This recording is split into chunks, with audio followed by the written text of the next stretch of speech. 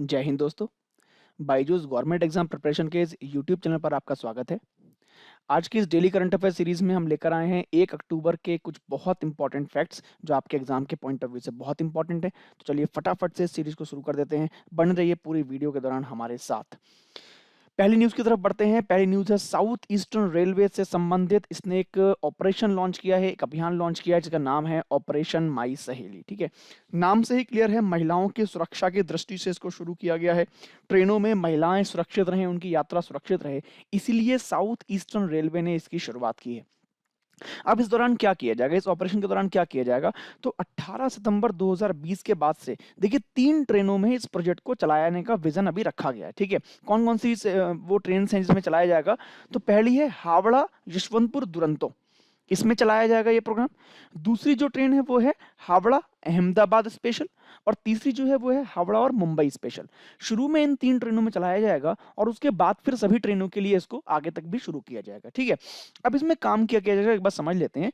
तो एक आपको ध्यान होगा नाम निर्भया का, तो निर्भया के नाम से एक फंड बनाया गया था हमारी सरकार ने, उसी निर्भया फंड के तहत ही इस पूरे कैंपेन को, पूरे अभियान को सारा बजट दिया जाएगा, उसके अंतर्गत ही इसको शुरू किया गया है।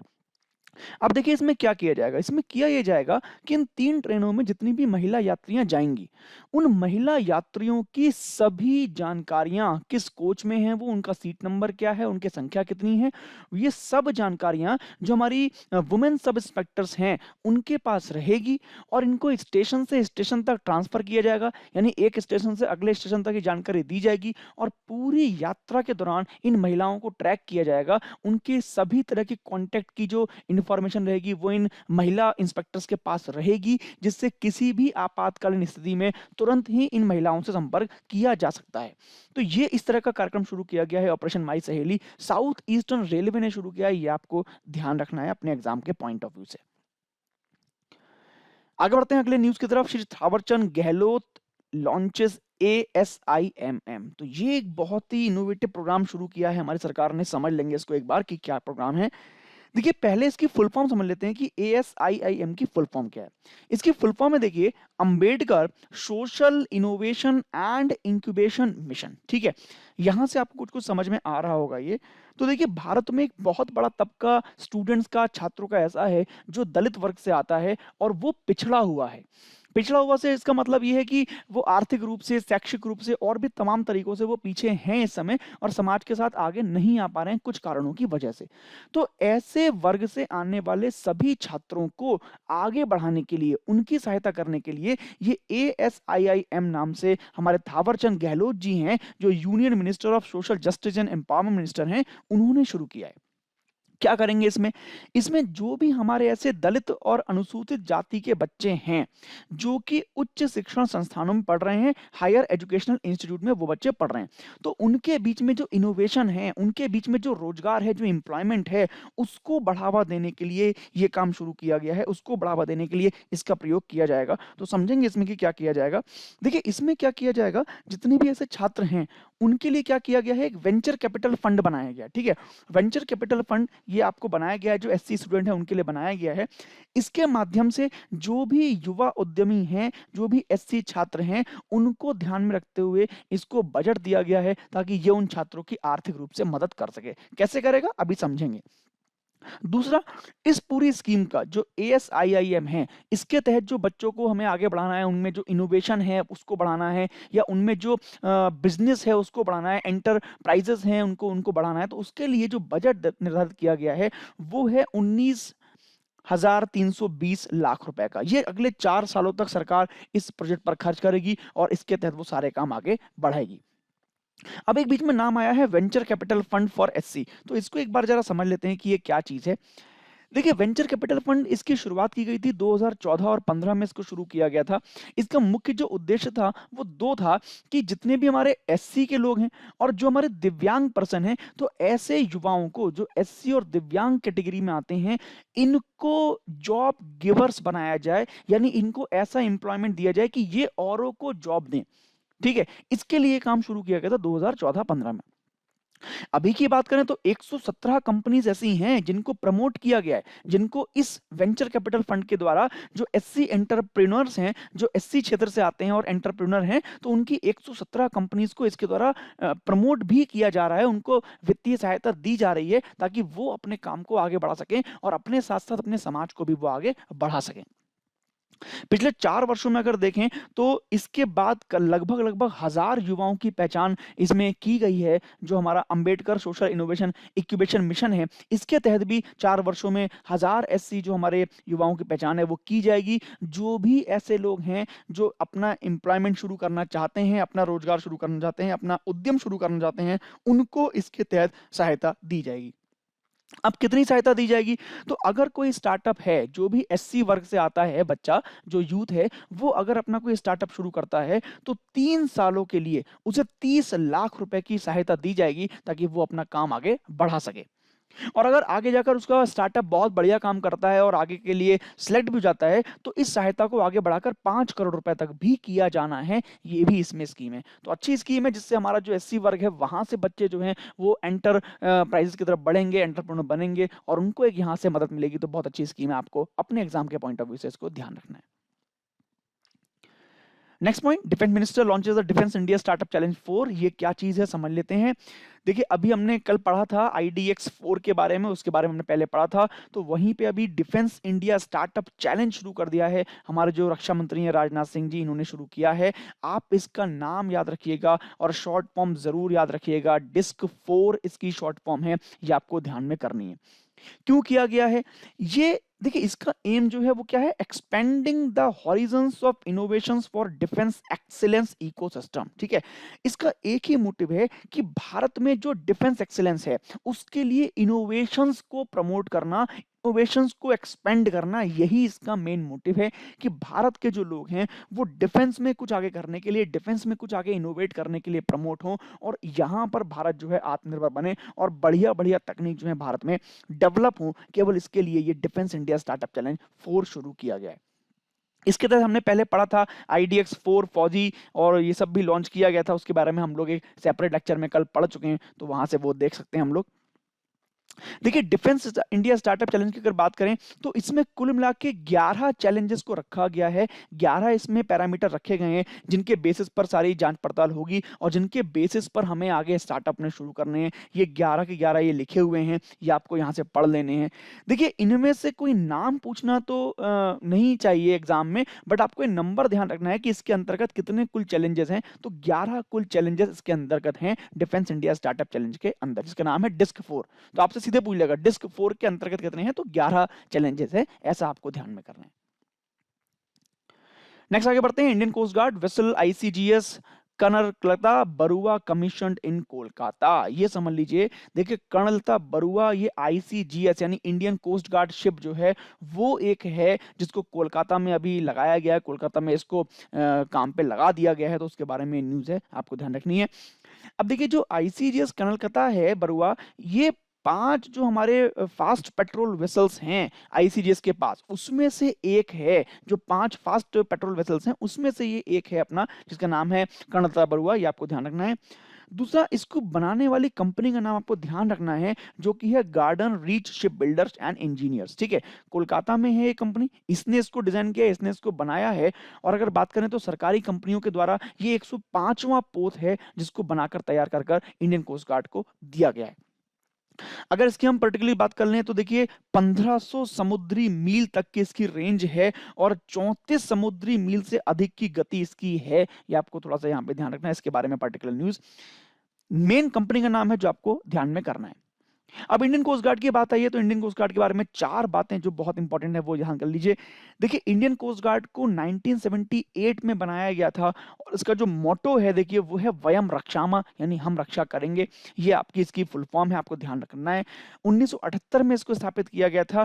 देखिए कोस्ट गार्ड डे जो हम लोग सेलिब्रेट करते हैं वो 1 फरवरी को सेलिब्रेट करते हैं और इस समय जो उसके डायरेक्टर जनरल हैं, जो महानिदेशक हैं, वो हैं कृष्णा स्वामी नटराजन जी। तो ये 4 बातें इंडियन कोस्ट गार्ड के बारे में आपको ध्यान रखनी है। आगे बढ़ते हैं अगली न्यूज़ की तरफ। Google India launches make small strong campaign. बहुत इंपॉर्टेंट न्यूज़ है, ध्यान कर लीजिए। गूगल ने अभी इसको लॉन्च किया है, गूगल ने इस कैंपेन को शुरू किया है और इसका जो मकसद है वो है to help the support small businessman and drive demand through customer support. यानी भारत के जो छोटे व्यवसायी हैं, जो लघु उद्योग में इन्वॉल्व हैं, ऐसे व्यवसायियों की मांग को बढ़ाने में हेल्प करने के लिए ये अभियान को शुरू किया गया। ठीक है, आपने देखा होगा, हम सभी जानते हैं कि कोविड के कारण मांग में इस समय बहुत कमी आई है और जो लघु दुकानदार हैं, छोटे दुकानदार जो हैं, उनकी व्यवसाय तो बिल्कुल चौपट हो गया है, वहाँ तो डिमांड बिल्कुल खत्म हो गई है। तो ऐसे व्यवसायियों की मदद करने के लिए जो गूगल है उसने शुरू की है मेक स्मॉल स्ट्रॉन्ग कैंपेन। ये आपको ध्यान करना है।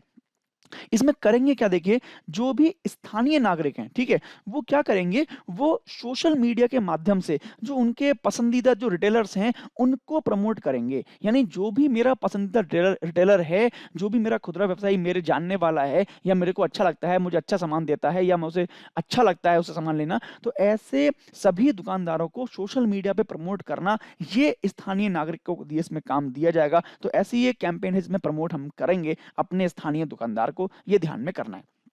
सीधी सी बात है, इससे व्यापारी जब थोड़ा सा उनको प्रमोट मिलेगा तो उनकी मांग में निश्चित ही बढ़ोतरी आएगी, उनको थोड़ी सी सहायता इसमें मिलेगी।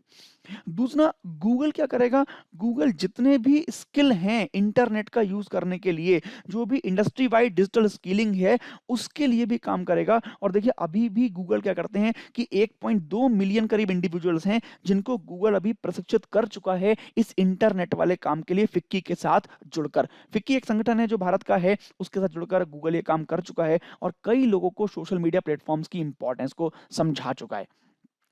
गूगल की बात करें, देखिए, दूरदर्शन के साथ मिलके गूगल ने अभी एक कार्यक्रम भी शुरू किया है जिसका नाम है नमस्ते डिजिटल। ठीक है, ये भी टेलीविजन शो एक शुरू किया है गूगल ने।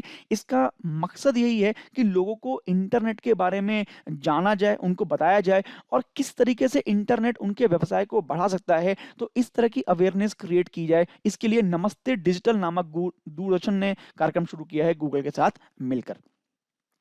गूगल की बात आई है तो समझ लीजिए गूगल के बारे में कुछ चार बातें। इसके फाउंडर जो हैं वो लैरी पेज हैं, ये नाम इंपॉर्टेंट है, ध्यान कर लीजिए। स्थापना की गई थी 1998 में, 1998 में इसकी स्थापना की गई थी, लगभग 22 साल पुराना है ये। इस समय जो इसके सीईओ हैं, जो चीफ एग्जीक्यूटिव ऑफिसर हैं, वो हैं सुंदर पिचाई, इंडियन हैं, ये इंडियन मूल के हैं, ये आपको ध्यान रखना है। देखिए, गूगल की जो पेरेंट ऑर्गेनाइजेशन है, जो मूल संगठन है इसका, इसका नाम ध्यान कर लीजिए अल्फाबेट इंक है। ये नाम कई बार एग्जाम में देखा है तो ये आपको पता होना चाहिए। गूगल इंक, वो सॉरी, अल्फाबेट इंक इसका नाम है, जो पेरेंट ऑर्गेनाइजेशन गूगल की है। आगे बढ़ जाते हैं अगली न्यूज की तरफ। India test fire the BrahMos missile with an indigenous booster. ये आपको ध्यान रखना है। देखिए, अभी कुछ दिन पहले ही पृथ्वी 2 मिसाइल का भारत ने टेस्ट फायर किया था और अभी भारत ने ब्रह्मोस मिसाइल का भी टेस्ट फायर कर लिया है, जो आपको ध्यान रखना है। देखिए, बहुत इंपॉर्टेंट है ब्रह्मोस मिसाइल। ब्रह्मोस मिसाइल देखिए फास्टेस्ट क्रूज मिसाइल है, ये भी आपको पता होना चाहिए। सुपरसोनिक क्रूज मिसाइल है, जो दुनिया की सबसे तेज मिसाइल है, ये आपको ध्यान करना है। तो अभी इसका जो स्वदेशी बूस्टर और एयरफ्रेम सेक्शन वाली जो इसका मॉडल है, उसका अभी ओडिशा के बालासोर से भारत ने 30 सितंबर को टेस्ट फायर किया है और वो सक्सेसफुल टेस्ट फायर रहा है। देखिए, एमटीसीआर एक संगठन है जिसका नाम है मिसाइल टेक्नोलॉजी कंट्रोल रेजिम। ठीक है, उसका एक नियम है। उसका नियम यह है कि कोई भी देश किसी भी लंबी दूरी की क्षमता वाली मिसाइल को किसी दूसरे देश के साथ मिलकर नहीं बनाएगा। अगर उसे बहुत लंबी दूरी तक की मार करने वाली मिसाइल बनानी है तो वो अकेले ही बनाएगा, किसी दूसरे देश के साथ उसकी तकनीक को शेयर नहीं करेगा। इसीलिए ब्रह्मोस की जो लेंथ है, जो ब्रह्मोस की रेंज है, वो बहुत अधिक नहीं बढ़ाई गई। इसकी रेंज अभी जो नई आई है वो 450 से 600 किलोमीटर तक बढ़ाई गई है। पहले लगभग लगभग ब्रह्मोस था वो 300 किलोमीटर तक मार करती थी और अब ये 450 600 किलोमीटर तक मार करेगी। ऐसे इसके मॉडल का भी परीक्षण करा गया है। अगर एमटीसीआर की बात करें तो कुल मिला के इसमें 35 मेंबर्स हैं और भारत इसका मेंबर जो था वो 2016 में बना था। इसका मेंबर एमटीसीआर का, ये आपको ध्यान करना है। देखिए, ब्रह्मोस की, ठीक है, तो देखिए एमसीआर क्या करता है। देखिए, एमसीआर क्या करता है, सभी चीजों के लिए नीतियां बनाता है। मतलब कैसी नीतियां बनाता है, क्रूज मिसाइल हो, चाहे वो मानव रहित हवाई मिसाइलें हो, चाहे बैलिस्टिक मिसाइलें हो, ड्रोन हो, चाहे वो अंतरिक्ष प्रक्षेपण वाहन हो, या इस तरह की जितनी भी प्रौद्योगिकियां होती हैं, इन सब पर नियंत्रण के लिए, कंट्रोल के लिए एमटीसीआर जो नीतियां बनाता है, वही इसका काम है कि किस तरीके से इस पर पूरा तरीके से कंट्रोल रखना है। ये काम एमटीसीआर करता है। ठीक है ना, ये आपको ध्यान करना है। अगर ब्रह्मोस की यहाँ पे बात करें तो ब्रह्मोस के बारे में कुछ बातें बहुत इंपॉर्टेंट है जो आपके एग्जाम के लिए इंपॉर्टेंट रहेंगी। देखिए ब्रह्मोस की बात करें तो उसको मिलकर दो लोगों ने बनाया है, एक तो अपना डीआरडीओ और दूसरा जो फेडरल स्टेट यूनिटरी एंटरप्राइजेस है, यानी जो रशिया की एजेंसी है, इन दोनों ने मिलकर ब्रह्मोस का निर्माण किया है, ये आपको ध्यान करना है। अगर ब्रह्मोस की बात करें तो स्पेसिफिकली ये एक रैमजेट सुपरसोनिक क्रूज मिसाइल है, जिसे हर जगह से, पनडुब्बी से, जमीन से, जहाजों से, लड़ाकू विमानों से, हर जगह से इसको लॉन्च किया जा सकता है, ये आपको ध्यान करना है। देखिए दो नदियों के नाम पर इसका नाम रखा गया है, एक तो भारत की नदी जो है ब्रह्मपुत्र, उसके नाम पर इसका नाम है, और दूसरी जो रूस की नदी है मोस्कावा, तो उन दोनों को मिलाकर ब्रह्मोस नाम इसको दिया गया है, ये ध्यान में रखने वाली एक बात है। रेंज की बात करें तो पहले इसकी 300 किलोमीटर रेंज थी, लेकिन अब इसको बढ़ाकर 450-600 किलोमीटर तक ये मार करने वाली बन गई है मिसाइल, जिसका भी लॉन्च किया गया है नया वर्जन, तो ऐसा आपको ध्यान में करना है। आगे बढ़ते हैं अगली न्यूज की तरफ। अगला इंपॉर्टेंट नाम एलिसा हेली, ये नाम ध्यान कर लीजिए, ऑस्ट्रेलिया की महिला क्रिकेट टीम के खिलाड़ी हैं और स्पेशली विकेट कीपर हैं एलिसा हेली। देखिए अभी इन्होंने क्या किया है, इंटरनेशनल टी20 मैचेस में सबसे अधिक विकेट लेने वाले विकेट कीपरों की सूची में अपना नाम दर्ज कर लिया है और पहले स्थान पे आ गई हैं। पहले ये रिकॉर्ड हमारे जो महेंद्र सिंह धोनी जी हैं उनके नाम पर था, जिन्होंने कुल 98 टी20 इंटरनेशनल मैचेस में जो है वो 91 विकेट लिए थे, 91 शिकार पूरे किए थे। और अभी क्या किया है, एलिसा हेली ने 92 शिकार पूरे कर लिए हैं, तो धोनी के रिकॉर्ड को उन्होंने तोड़ दिया है और अब विकेट कीपर के रूप में सबसे अधिक स्टंपिंग, कैचिंग और करने वाली ये सबसे पहले नंबर की विकेट कीपर बन गई है एलिसा हेली। ऑस्ट्रेलिया महिला क्रिकेट टीम के खिलाड़ी हैं, तो ये आपको ध्यान में करना है। देखिए एलिसा हेली की बात करें तो एलिसा हेली ने महिला टी20 इंटरनेशनल में सबसे ज्यादा रन बनाने का वर्ल्ड रिकॉर्ड बनाया था, 148 रन बनाए थे 61 बॉलों पर, यह भी इनके नाम में रिकॉर्ड चढ़ा हुआ है। अपने एग्जाम के पॉइंट ऑफ व्यू से इनका खेल और देश बहुत इंपॉर्टेंट है। एलिसा हेली का सीधे आपसे पूछेगा किस खेल से संबंधित हैं या किस देश से संबंधित हैं, तो आपको ध्यान करना है ऑस्ट्रेलिया और क्रिकेट। नेक्स्ट नाम Sourav Ganguly, most famous most popular cricketer of the India. Sourav Ganguly ji इस समय बीसीसीआई के हेड हैं, जो अपना board of control for cricket in India है, उसके प्रेसिडेंट हैं सौरव गांगुली जी। और अभी ये न्यूज़ में इसलिए हैं क्योंकि कोलकाता बेस्ड एक रियल एस्टेट डेवलपर कंपनी है, जिसका नाम है Bengal peerless housing development company limited. तो उन्होंने अभी क्या किया है, सौरव गांगुली को अपना ब्रांड एम्बेसडर बना लिया है, इसलिए ये थोड़ा न्यूज़ में इस समय आ गए हैं। ठीक है, तो जो बंगाल पीयरलेस रेजिडेंशियल प्रोडक्ट है, वो उसका नाम है देखिए अविदीप्ता। तो अब जो है अविदीप्ता का जो प्रमोशन है, अविदीप्ता का जो नेतृत्व है, वो सौरव गांगुली करेंगे, क्योंकि अब ये बन गए इनके ब्रांड एम्बेसडर, तो अब ये यहाँ पे काम करेंगे। अगर अविदीप्ता की हम लोग बात करते हैं तो 47 जो फ्लोर का ये टावर है, तो इसमें 2 टावर बनने हैं ऐसे, और लग्जरी हाउसिंग सेगमेंट का ये सबसे पहला एक सेगमेंट बनने वाला है, तो उसको प्रमोट करेंगे हमारे सौरव गांगुली जी, ये आपको ध्यान करना है। देखिए पश्चिम बंगाल की बात करें इस कंपनी की, तो पश्चिम बंगाल में एक कंपनी है और हाउसिंग बोर्ड के लिए जानी जाती है, इसके अलावा इन्वेस्टमेंट और फाइनेंस के लिए भी बहुत सारे काम करती है। 1994 में अपनी स्थापना इन्होंने की थी और उसके बाद से अभी तक देखा जाए तो लगभग लगभग 5000 सोसाइटीज़ का इन्होंने निर्माण कर लिया है, तो काफ़ी बड़ी कंपनी है पीयरलेस, और उसके ब्रांड एम्बेसडर बन गए हैं अब अपने सौरव गांगुली जी। देखिए यहाँ मैंने जो फोटो दिया है, इसमें एक इनका एक टैगलाइन दी हुई है, द सिंबल ऑफ ट्रस्ट। ठीक है, तो ये आपको एक ध्यान करना है, सिंबल ऑफ ट्रस्ट। हो सकता है आपसे पूछ ले पीयरलेस के बारे में, तो सिंबल ऑफ ट्रस्ट के बारे में आपको ध्यान रखना है। नेक्स्ट आगे बढ़ जाते हैं अगली न्यूज की तरफ। Indian bank launch the green tech initiative IBE note, ये क्या चीज है इसको समझ लेते हैं। देखिए अभी इंडियन बैंक जो है, जिसका इलाहाबाद बैंक के साथ अभी मर्ज किया गया था कुछ दिनों पहले, तो उन्होंने क्या किया है, अपना पेपरलेस वर्क को करने के लिए, यानी अपने वर्किंग में से पेपर वर्क को कम करने के लिए आईबीई नोट के नाम से एक इनिशिएटिव लिया है, एक पहल शुरू की है। इसके लिए क्या करेंगे, ये माइक्रोसॉफ्ट जो कंपनी है उसी का एक कस्टमाइज ऑप्शन है शेयर पॉइंट। ठीक है, तो शेयर पॉइंट फीचर का सारा इस्तेमाल इन्होंने करना है, और उसके लिए क्या करना है कि इन्होंने एक लॉन्च किया है एक प्लेटफॉर्म जिसका नाम है इंड गुरु। ठीक है, अब इंड गुरु के माध्यम से क्या करेंगे, जितने भी इंडियन बैंक के एम्प्लॉइज हैं उनको इंड गुरु के माध्यम से, ई लर्निंग प्लेटफॉर्म के माध्यम से सिखाएंगे कि किस तरीके से अपने काम जो है वो शेयर पॉइंट के थ्रू करने हैं, और किस तरीके से अपने काम में पेपर वर्क को कम करना है। यानी एम्प्लॉइज के बीच में जो कॉन्ट्रैक्ट है, जो उनके बीच में इंफॉर्मेशन शेयरिंग का प्रोसेस है, जो भी उनके बीच में और भी इंफॉर्मेशन जाती है उन सब के लिए पेपर को कैसे खत्म करना है और कैसे शेयर पॉइंट का इस्तेमाल करना है, ये इंड गुरु के माध्यम से सिखाएंगे। तो दोनों बातें आपको याद करनी है कि आईबी यानी इंडियन बैंक जो है उसने कौन सा इनिशिएटिव लिया है, तो आईबी ई नोट लिया है, और कौन सा ई लर्निंग प्लेटफॉर्म बनाया है, तो वो क्या बनाया है, इंड गुरु बनाया है, जो उसके एम्प्लॉइज के लिए होगा। केवल वो एम्प्लॉय सीखेंगे कि शेयर पॉइंट का इस्तेमाल वो कैसे करते हैं और कैसे वो आगे काम करते हैं। ठीक है, तो इसका मकसद यही है इंडियन बैंक का कि इसके माध्यम से वो डिजिटल कामों की तरफ बढ़ें, यानी जो अपने उनके एम्प्लॉयज हैं उनको ग्रेटर एफिशिएंसी के साथ काम करना सिखाएं। यही इसका एक मोटिव है इस पहल का, ये आपको ध्यान करना है। देखिए, इंडियन बैंक की बात करी तो मैंने तो आपको बताया था कि इंडियन बैंक और इलाहाबाद बैंक का भी मर्जर कर दिया गया था, इनको मर्ज कर दिया गया था 2019 में। जो हमारी वित्त मंत्री थी सीतारमण, उन्होंने घोषणा की थी कि जो इलाहाबाद बैंक है उसका भारतीय बैंक में विलय कर दिया जाएगा, और इसके बाद फिर 2020 में जो है वो इलाहाबाद बैंक का अधिग्रहण कर लिया था इंडियन बैंक ने, उस पर पूरा नियंत्रण कर लिया था। अगर इंडियन बैंक की बात करें तो इंडियन बैंक के जो इस समय सीईओ हैं वो पद्मजा चंद्रू जी हैं, ये आपको ध्यान करना है। इसका मुख्यालय जो है वो चेन्नई में है, और 1907 यानी 1907 में इंडियन बैंक की स्थापना की गई थी। तो ऐसे कुछ पॉइंट आपको इंडियन बैंक के बारे में याद कर लेने हैं। आगे बढ़ जाते हैं, आगे बहुत इंपॉर्टेंट प्राइस की बात कर लेते हैं। शांति स्वरूप भटनागर प्राइज 2020 अनाउंस कर दिया गया है। तो जो हमारे हर्षवर्धन जी हैं उन्होंने इसको अभी अनाउंस कर दिया है। जो वैज्ञानिक और औद्योगिक अनुसंधान परिषद के स्थापना दिवस समारोह पर बोल रहे थे, तो वहीं पर इसको अनाउंस किया गया है। जो हमारी साइंटिफिक एंड इंडस्ट्रियल रिसर्च है, जो 26 तारीख को उसका स्थापना दिवस होता है, तो उस पर इन्होंने घोषणा करी थी।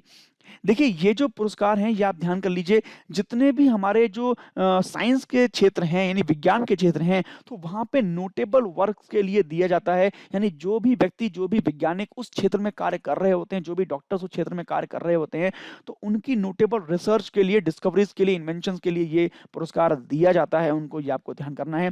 तो कुल मिला के देखी जाए तो इसकी कुल मिला के ये 7 कैटेगरीज हैं। ठीक है, biological science, chemical science, earth atmosphere ocean, planetary science, या फिर engineering science, mathematical science, medical science और फिजिकल साइंस। ठीक है, ये 7 कैटेगरीज हैं। इन 7 कैटेगरीज को मिलाकर ही ये पुरस्कार दिया जाता है। ये कुल मिला के 7 कैटेगरीज आपको दिख रही है, यही मिला के इनमें सारा पुरस्कार दिया जाता है। इसके क्षेत्रों में जो भी काम करता है बढ़िया, तो उस साइंटिस्ट को ये पुरस्कार मिल जाता है। अगर 2020 की बात करें तो देखिए, ये नाम मैंने आपके लिए लेके आया हूँ। ये सारे कैटेगरीज के अलग अलग नाम यहाँ पर मैंने दिए हुए हैं जो मिले हैं। कुल मिला के देखा जाए तो एक कुल मिला के 14 नाम है, यानी 14 लोगों को ये पुरस्कार दिया गया है। तो नाम तो यहाँ से एग्जाम में हो सकता है ना ही पूछे, क्योंकि बहुत सारे नाम हैं, लेकिन यहाँ से नंबर पूछ सकता है कि 2020 में कितने लोगों को शांति स्वरूप भटनागर प्राइज दिया गया। तो 14 लोगों को दिया गया। कैटेगरी याद कर लीजिए, कैटेगरी कितनी है, 7 कैटेगरीज में दिया जाता है। तो ये भी आपको यहाँ से ध्यान कर लेना है। आगे बढ़ जाते हैं, आगे एक इंपॉर्टेंट डे की बात कर लेते हैं, international day of older persons. ये 1 अक्टूबर को मनाया जाता है। तो अगर 2020 की बात करें तो यूएन की इस बार जो वर्षगांठ है वो 75वीं है, और जो अंतर्राष्ट्रीय दिवस है वृद्ध व्यक्तियों के लिए उसकी 30वीं वर्षगांठ का प्रतीक ये 2020 है। ये आपको ध्यान कर लेना है, 1 अक्टूबर को मनाया जाता है। देखिए, अभी कोरोना पीरियड चल रहा है, कोरोना काल चल रहा है, तो हम सभी जानते हैं कि जो वृद्ध लोग हैं, जो वृद्ध व्यक्ति हैं, उनकी देखभाल करना और भी ज़्यादा इंपॉर्टेंट हो गया है, क्योंकि उनको बहुत ज़्यादा इस समय इंपॉर्टेंस देनी पड़ेगी हमें, तभी हम उनको इस बीमारी से बचा सकते हैं। तो ऐसी अवेयरनेस क्रिएट करने के लिए ये दिवस मनाया जाता है, ताकि जो वृद्ध लोग हैं उनकी अधिक से अधिक सेवा हम लोग कर पाएं। 2020 की बात करें, 2020 के लिए जो इसकी थीम रखी गई है वो थीम एक बार देख लीजिए। थीम है इसकी, pandemics do the change how we address age and ageing. ठीक है, ये इसकी थीम है, तो आपको ध्यान करना है, इंपॉर्टेंट है, क्योंकि एग्जाम में पूछ सकता है, तो आपको यहां से ध्यान कर लेना है। आगे बढ़ जाते हैं, कुछ फैक्ट्स की बात कर लेते हैं आज के। तो कुछ बायोलॉजी के फैक्ट्स आज मैं लेके आया हूं जो एग्जाम के पॉइंट ऑफ व्यू से बहुत इंपॉर्टेंट हैं। फटाफट से इन पर नजर मार लीजिए तो हम लोग के काम सारे बन जाएंगे, ये ध्यान करने हैं। देखिए, पहला पॉइंट है, दांतों के अध्ययन को हम कहते हैं ओडोंटोलॉजी। बहुत बार एग्जाम में पूछा जा चुका है कि ओडोंटोलॉजी किसे कहते हैं या दांतों के अध्ययन क्या कहते हैं, तो आप ध्यान कर लीजिए। ओडोंटोलॉजी है वो वर्ड जिसमें दांतों का हम लोग अध्ययन करते हैं, दांतों का हम लोग सारी जानकारी लेते हैं। अगला, नेक्स्ट, कोशिकाओं के अध्ययन को हम लोग कहते हैं साइटोलॉजी। ये क्वेश्चन तो देखिए कई बार एग्जाम में आया है कि साइटोलॉजी क्या होती है। तो ये अपनी कोशिकाओं का जो अध्ययन है उसके अध्ययन को हम लोग साइटोलॉजी बोलते हैं, ये आप लोग ध्यान कर लीजिए। इसके बाद तीसरा, देखिए जो स्लीपनेसनेस होती है, यानी जो अनिद्रा होती है, ठीक है, उसके लिए एक शब्द यूज किया जाता है जिसको बोलते हैं इंसोमेनिया। ये कई बार एग्जाम में मैंने देखा है और आप लोगों ने भी देखा होगा, तो ये आपको ध्यान कर लेना है कि इंसोमेनिया का मतलब अनिद्रा होता है, जो स्लीपनेसनेस के लिए यूज किया जाता है शब्द, आपको ध्यान में करना है। नेक्स्ट पॉइंट, तपेदिक का जो एजेंट है वो माइकोबैक्टीरियम है, ये जो ट्यूबरक्लोसिस है वो माइकोबैक्टीरियम के द्वारा फैलाया जाता है, माइकोबैक्टीरियम उसके पीछे होता है, ये आपको ध्यान कर लीजिए। नेक्स्ट क्वेश्चन बहुत इंपॉर्टेंट, जो एंजाइम होता है हमारी स्लाइवा में उसका नाम होता है एमाइलेज, ठीक है। एमाइलेज के बारे में कई बार क्वेश्चन आया है, तो आप ध्यान कर लीजिए, हमारी लार में पाया जाता है और एंजाइम होता है।